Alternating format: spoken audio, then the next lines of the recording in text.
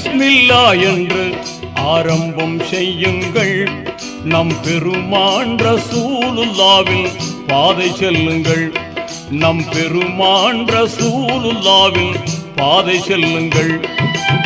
அருளாளன் அல்லாதான், அன்பாளன் அல்லாதான், அருளாளன் அல்லாதான், அன்பாளன் அல்லாதான். திருநாமம் ஓதிடுவோமே, தீமை நீங்குமே, பொல்லா தீமை நீங்குமே. பிஸ்மில்லா என்று ஆரம்பம் செய்யுங்கள்.